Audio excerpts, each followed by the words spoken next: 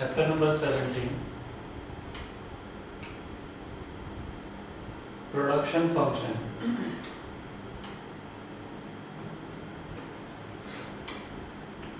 When you go to the market to buy commodities such as notebooks, fountain pen, shirts, bread, butter, fruits, vegetables, etc., do you ever think about how these things came into the market? ठीक है, हमने बहुत सारी चीज़ें different चीज़ें हैं, बहुत सारी कमोडिटीज़ हैं, हम लोग मार्केट में ये सारी चीज़ें खरीदने जाते हैं, बट कभी हमने सोचा है कि ये चीज़ें आती कहाँ से, right? How this things came into the market. The previous lesson you have studied about consumer. ठीक है, लास्ट लेसन मैंने प्रीवियस चैप्टर्स में क्या देखा, कंज्यूमर देखा, वो constitute one part of the market and demand goods and services to satisfy that want. जो खुद की सेटिस्फेक्शन के लिए, खुद की वांट्स को सेटिस्फाई करने के लिए ये डिफरेंट कमोडिटीज को वो प्रीफर करता है. ठीक है, डिमांड करता है मार्केट में, उस कमोडिटी के, उस गुड्स के लिए, उस सर्विसेज के लिए वो डिमांड करता है.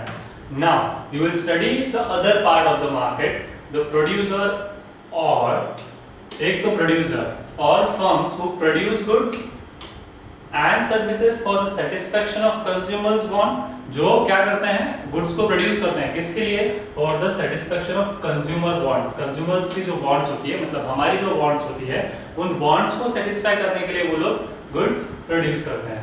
द प्रोड्यूसर्स और firm combines various factors, inputs like land, labour, capital, entrepreneurship and other inputs like raw material, fuel etcetera. ये सारे इनपुट्स डालने के बाद, इन सारी चीजों के साथ मिलकर वो क्या करता है, एक प्रोडक्ट को, मतलब कुछ प्रोडक्ट बनाता है. ठीक है, जैसे इतने सारे टर्म्स हैं जो इंक्लूड होते हैं, इनपुट्स, इतने सारे फैक्टर्स हैं, इन सबको बोलते हैं फैक्टर्स ऑफ प्रोडक्शन. ठीक है, ये है लैंड, लेबर, कैपिटल, एंटरप्रेन्योरशिप. इतनी चीजें जरूरी है, साथ में इनपुट्स करने पड़ते हैं like raw material and fuel. ठीक है, तब जाके कोई प्रोडक्ट वो प्रोड्यूस करता है. And produce goods and services that are demanded by the consumer. Man can either produce a physical product nor can he distribute. वो प्रोड्यूस कर सकता है और ही कैन डिस्ट्रक्ट. ठीक है, sorry, physical product nor he can destruct. Man can change only the form of a physical product. He can create utilities only. Thus production means creation or addition of utility. Creation करना या फिर उसमें कुछ add करना. Any activity that makes a product more useful is collect production. जो भी activity, ठीक है, मेक्स अ प्रोडक्ट यूजफुल, जो प्रोडक्ट को यूजफुल बनाए, उस is called production. In this lesson we will study about how this inputs are combined, produce goods and services. Combined to produce goods and services. Let's see in detail.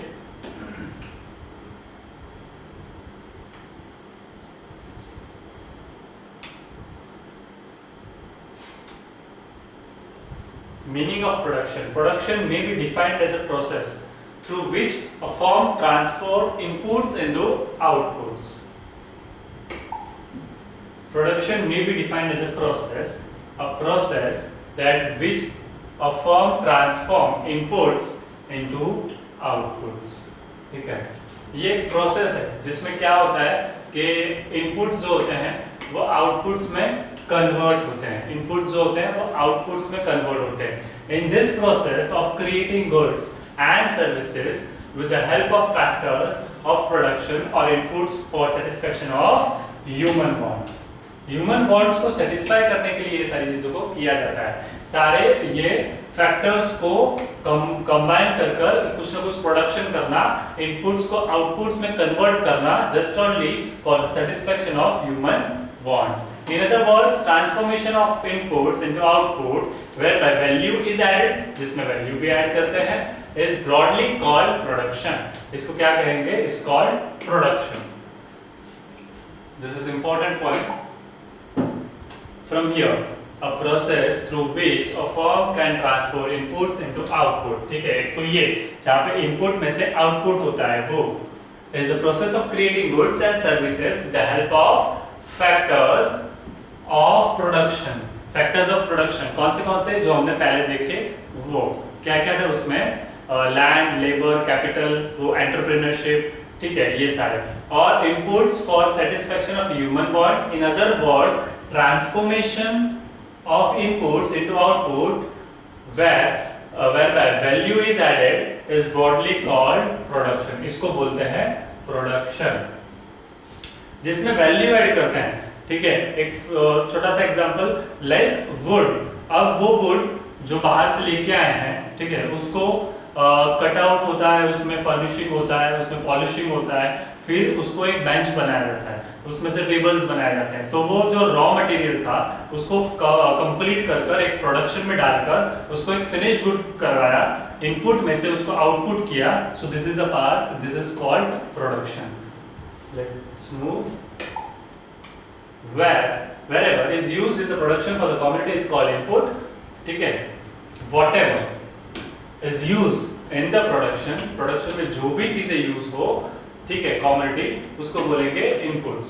For example in the production of wheat, अब wheat के production में the use of land, seed, fertiliser, water, pesticides, tractors, labours etcetera, तो ये सारे क्या है, inputs हैं। Are inputs and wheat is output. ये सारे इनपुट्स जाने के बाद फाइनल क्या बना, व्हीट, तो वो क्या रहा, आउटपुट रहा। This relationship between inputs and output of a commodity depends upon the state of technology। ये किसके ऊपर डिपेंडेंट है, स्टेट ऑफ टेक्नोलॉजी, किस तरीके की टेक्नोलॉजी यूज की है उस पे। Because with the help of advanced technology, more can be produced with the help of the same inputs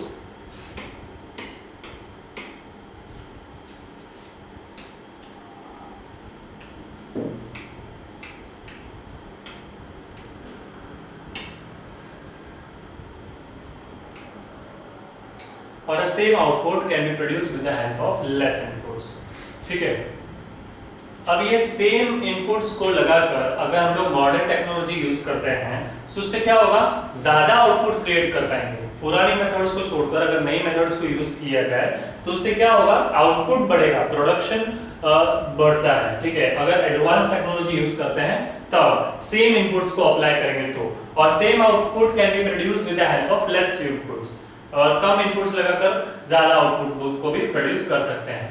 Before defining production function, we should understand the following concepts related to the production function। इसमें हम लोग कुछ points समझते हैं। First, short run and long run. ये first term है। Short run refers to the time period in which a firm does not have a sufficient time to increase the scale of output।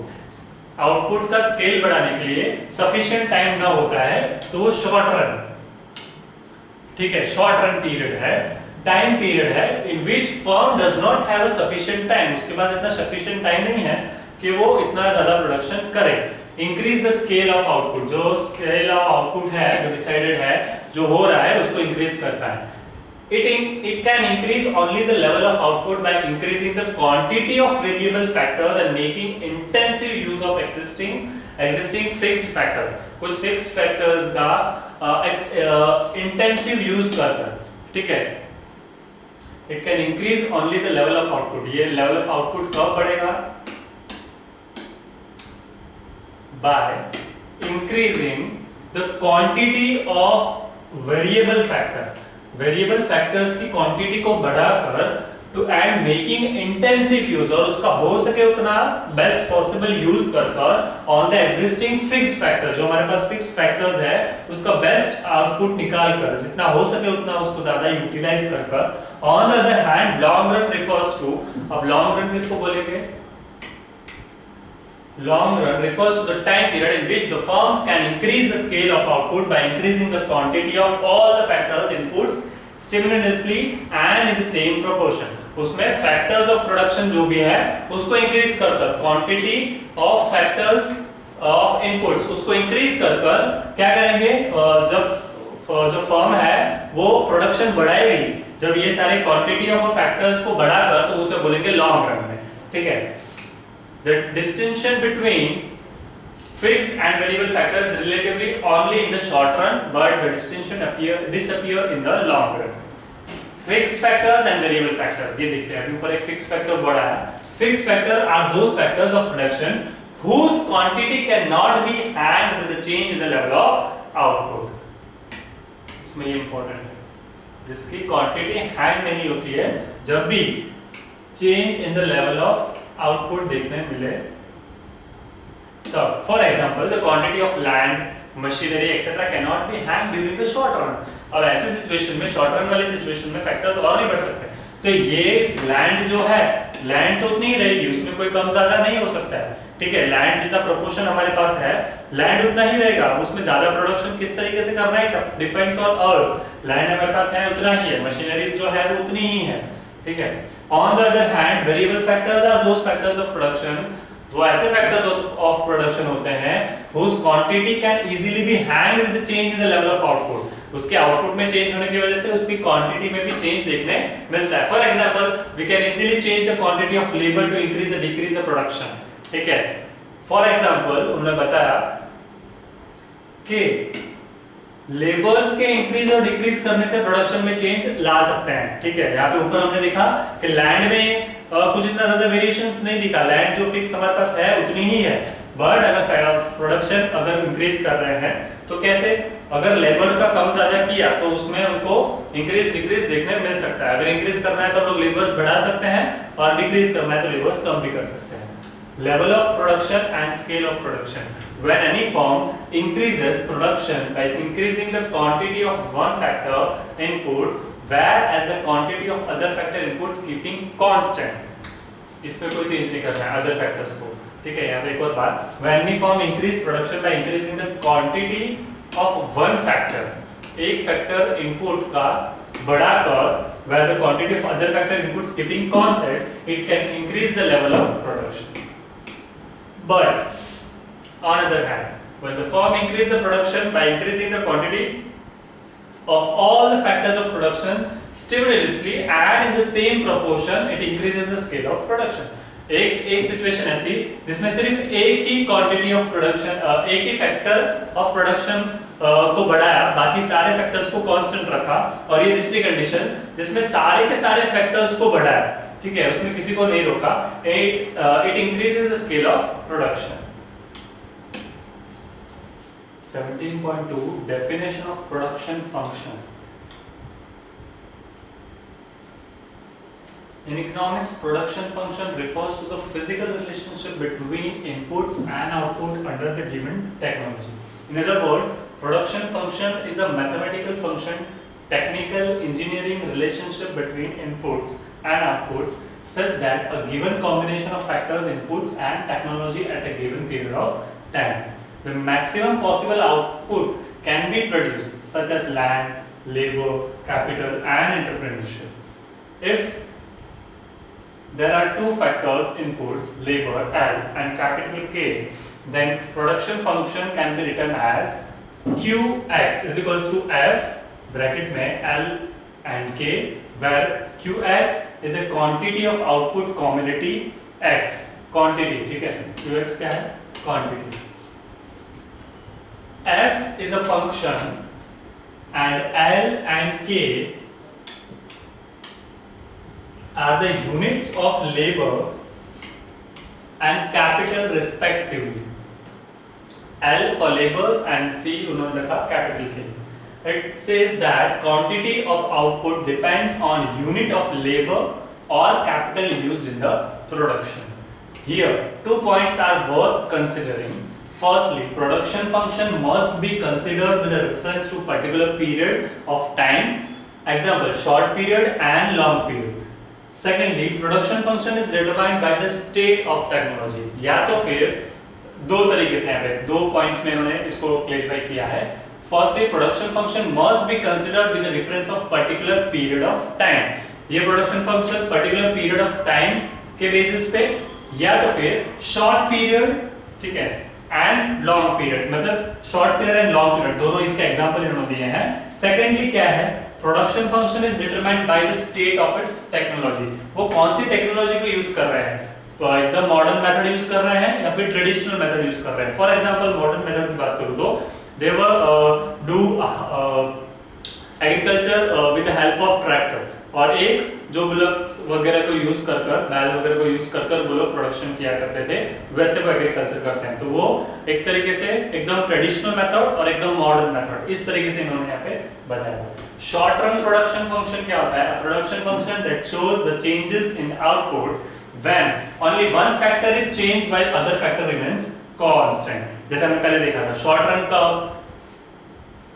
the production function that shows the changes in the output when only the one factor change, ठीक है, एक ही factor change होता है, one factor is changed while other factors remain constant is termed as short run production। इसको बोलते हैं short run production, जिसमें क्या होता है, जितने भी फैक्टर्स ऑफ प्रोडक्शन है उसमें से सिर्फ एक ही चेंज होता है, ठीक है, only one factor of production change while other factor remains constant। तो ये है short run production function। And the other example of production function labor as is considered as a variable factor, ये variable factor की तरह consider करते हैं, which can be changed to influence the level of output। जब भी output में changes लाने हो, जब भी production increase या decrease कर रहा हो, तब हम लोग क्या कर सकते हैं, लेबर्स के अंदर चेंजेस ला सकते हैं। मतलब कब ज्यादा आउटपुट करना है तो लेबर ज्यादा, जब कम आउटपुट करना है, जब हमें कम सप्लाई करना है मार्केट में, तब लेबर्स कम लगाकर कम प्रोडक्शन कर सकते हैं।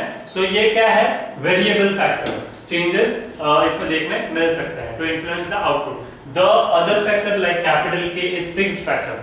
कैपिटल के क्या रहेगा, वो फिक्स्ड फैक्टर है which can not be change, पैसे तो लगाने ही पड़ेंगे, वो चेंज नहीं हो सकता है। The underlying theory of the short run production function is the law of variable proportion or return to the factor। This law will be discussed later in this chapter। इसको बाद में डिस्कस करते हैं। The long run production function studied the impact on the output when all the factors of production can be changed। जब सारे के सारे production factors जो है वो चेंज होते हैं, तब the long run production function is studied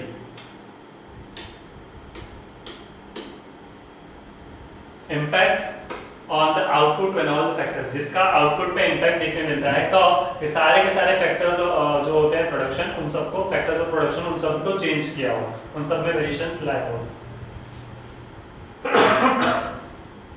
stimulously and in the same proportion। So in the long run size of the proportion operation of the firm can be expanded and contracted depending on the fact that the factors of production are increased और decrease, उसमें variations ला सकते हैं, ठीक है, increase करना है, decrease करना है। The underlying theory of the long run production function is returned to the scale which will be discussed later। Let's move।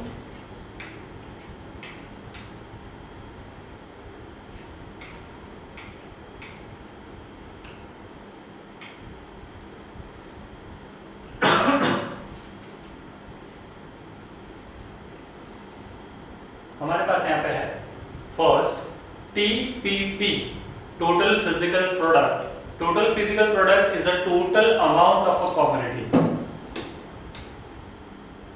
total amount of commodity that is produced with the given level of factors, inputs and technology during the given period of time। एक given period of time में जो भी factors available है और technology available है, वो उसको use कर हमने टोटल अमाउंट ऑफ कमोडिटी कितनी है, तो वो TTP, ठीक है। For example 2 units of labour combined with 2 units of capital can produce 2 fans per day. 2 labours मिलकर 2 यूनिट्स को ऑफ कैपिटल को कंबाइन कर वो क्या करते हैं, 26 फैंस पर डे बनाते हैं। Here 26 fan is the total physical product, TPP। यहाँ पे क्या है, 26 क्या है, टोटल फिजिकल प्रोडक्ट इन्होंने इतने बनाए, which is produced with a given level of inputs। वो कुछ given level of inputs लगाकर, मतलब उन्होंने क्या, लेबर्स और कुछ कैपिटल को लगाकर ये TPP को बनाया, 26 fans per day. Average physical product APP क्या है, is the output produced per unit of input employed। It can be obtained by the dividing TPP by the number of units of variable inputs। इसको divide करना है number of units of variable inputs। So APP is equals to TPP slash L।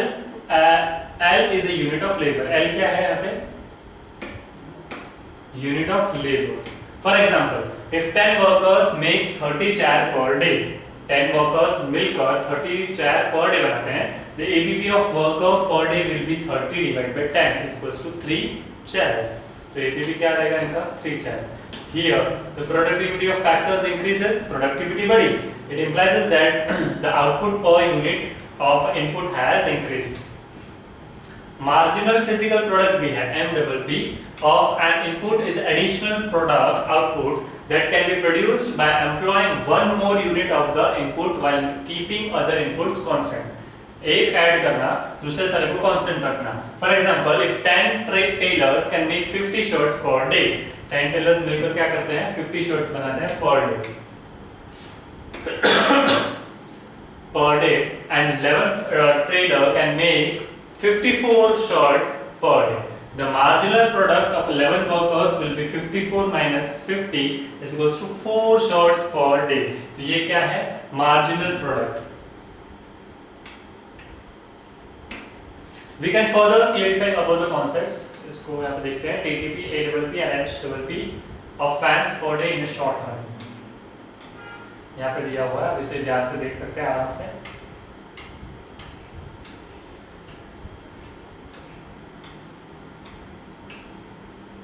और इसके बीच में देखते हैं relationship between TPP and MPP. The relationship between TPP and MPP can be explained as given below. As long as MPP increases, TPP increases at its increasing rate.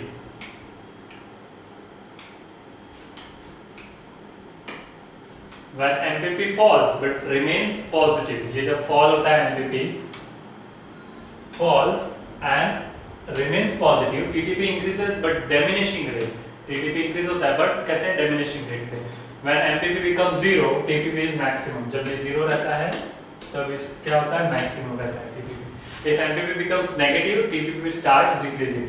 तो जब MPP negative रहेगा तब TPP क्या रहेगा decreasing. यहाँ पे भी दिया हुआ है as long as MPP is greater than APP, तो APP increases होता है. ठीक है, ये चीजें हमने ऊपर डिटेल में देखी है, आप इसे देख सकते हैं एक बार. Relationship among TPP, APP and MPP. ठीक है, इसको बेटरली समझने के लिए इन्होंने यहाँ पे ये डायग्राम भी दे रखा है. ठीक है, number of units of variable factors and total product कितना किया है. यहाँ पे नंबर ऑफ यूनिट्स दे रखे हैं, तो इस हिसाब से ये फिर यहाँ पे इन्होंने टोटल प्रोडक्शन यहाँ पे हाई होकर यहाँ पे वापस से यहाँ पे एकदम एक लेवल पे दिखने लगा. बी वाला जो पॉइंट है यहाँ पे एकदम हाई सिचुएशन देखने मिल रही है. ठीक है, ये सारी चीजें आप ऊपर कंपेयर करके देख सकते हैं. Average and marginal product APP, number of units of variable factors. ऐसा आप नीचे की चीजें पढ़ेंगे तो ये कोई डिटेल चीजें पता चल जाएगी पूरा diagram.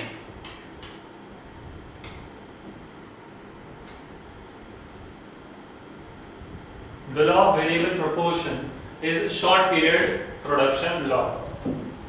Law of variable proportion is short period production law.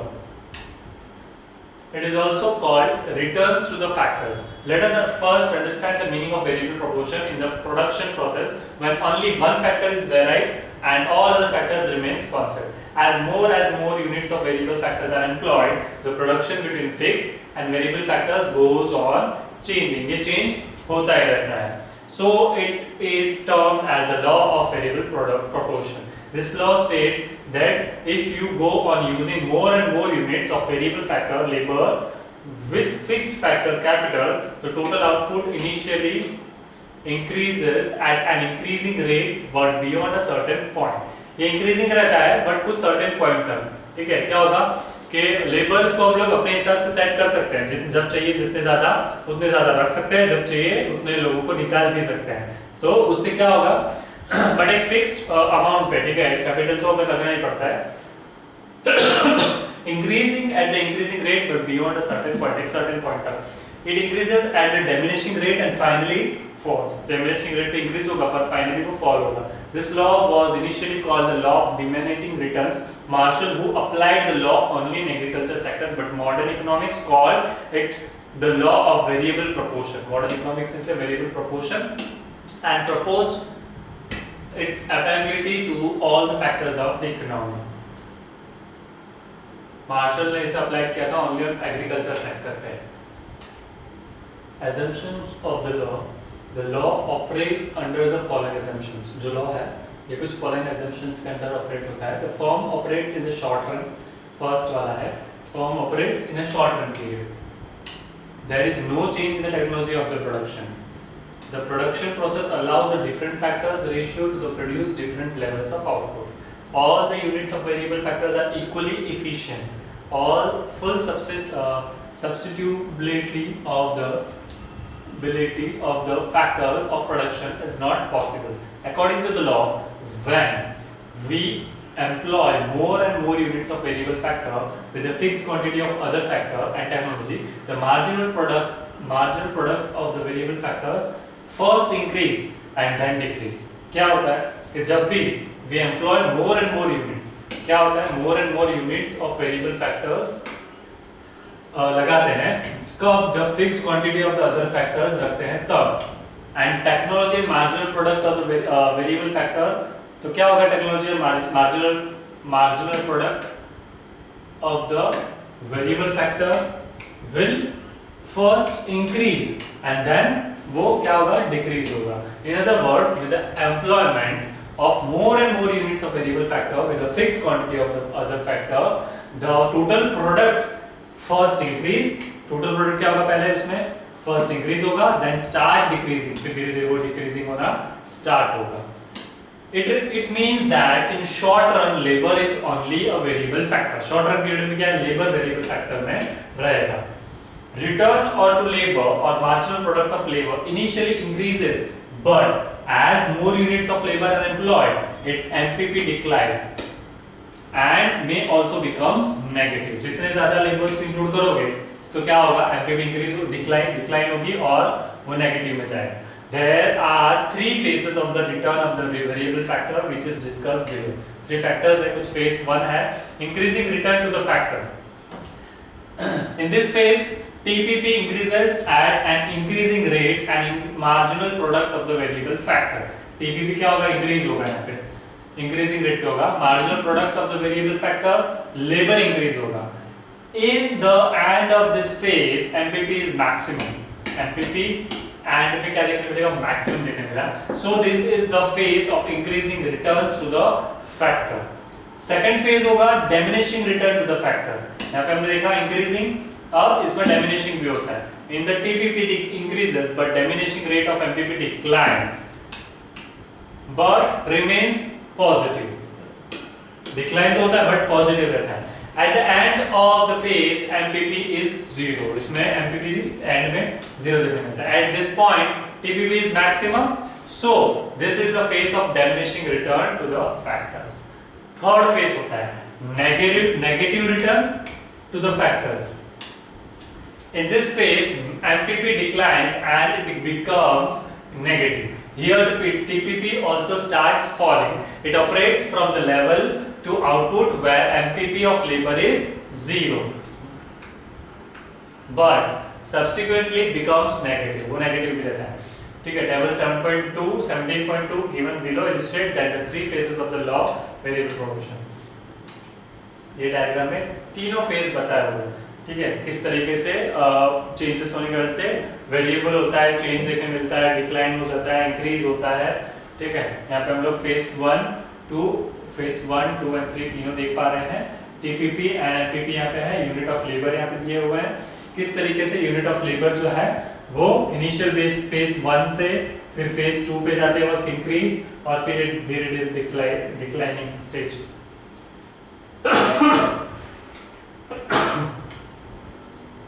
In 17.2 given above show that TPP increases from 0 to B, 0 से लेकर B तक increase हो रहा है. But there are two parts of this increase. First is 0 to A, 0 से लेकर A तक का पार्ट ये वाला, and in which TPP increase हो रहा है at an increasing rate. This is in the phase 1 पे. In this phase MPP increases from 0 to C, 0 से लेकर C तक MPP जो है वो increase हो रहा है. In the second part A to B, A से लेकर B तक का पार्ट जो है TPP increases at diminishing rate, TPP increase हो रहा है diminishing rate पे. This is in the second phase In this phase MPP decreases from the point C to D. अब इसमें यहाँ पे डिक्रीज देखने मिल रहा है, यहाँ पे तो इंक्रीज हुआ, यहाँ पे डिक्रीजिंग C to D में, ठीक है। At the point D MPP is 0, D यहाँ पे क्या वापस से देखने मिला, 0 देखने मिला। TPP is maximum at the point B. After point B, TPP starts falling. This is the third phase of the law. And this phase MPP becomes negative after D. उसके बाद नेगेटिव चला जाता है D के बाद।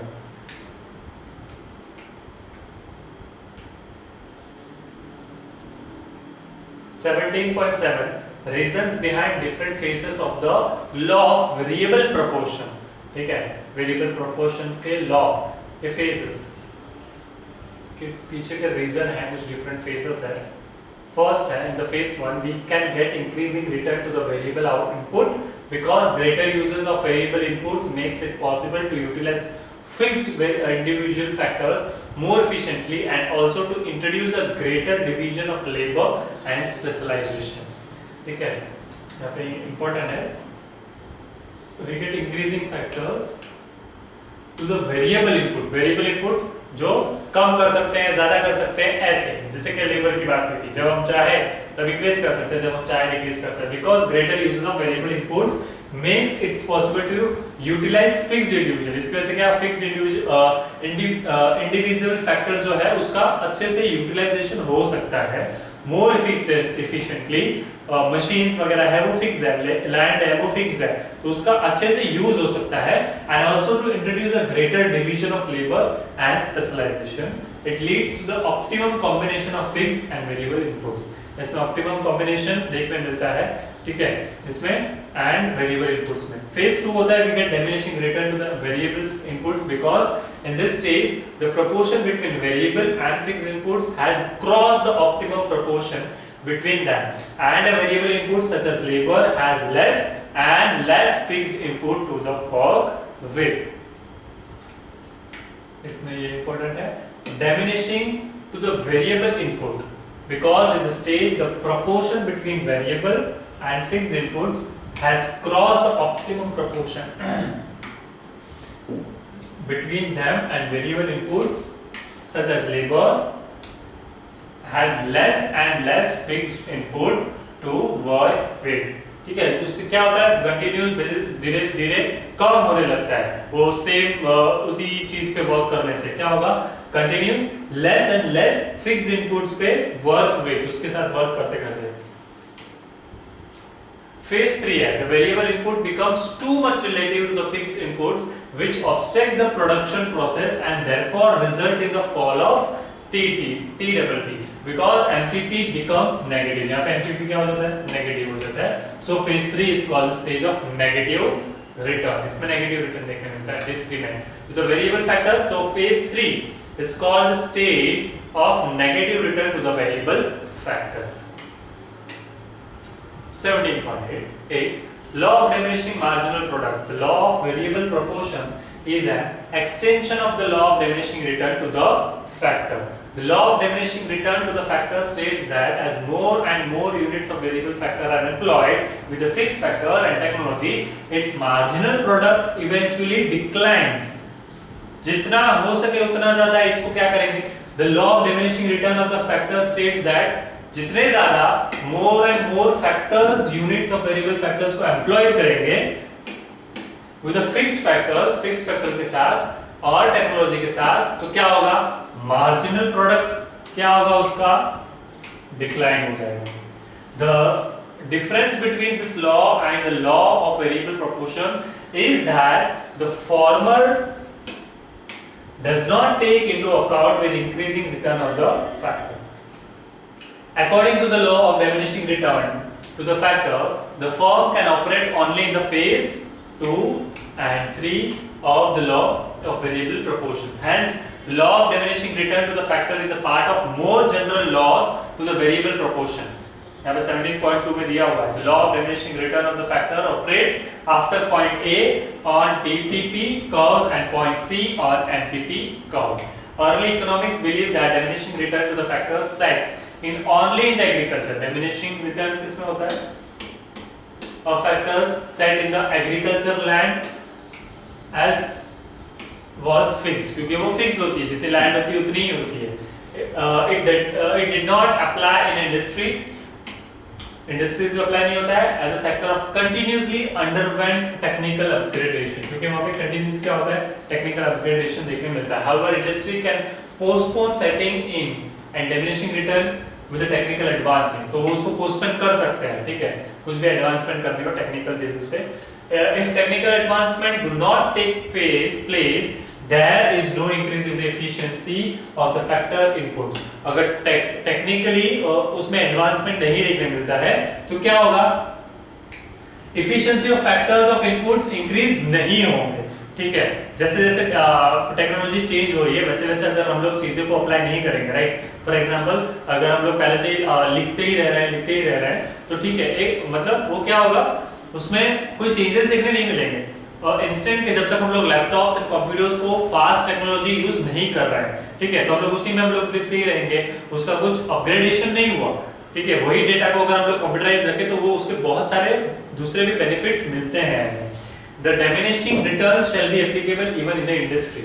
According to the modern economics, diminishing return under the law of variable proportion are universally applicable. ये universally applicable है to both agriculture में भी और इंडस्ट्रियल सेक्टर में भी. ठीक है, so we have completed this law of diminishing marginal product. ये law of क्या है, diminishing marginal product का decline stage 17.8.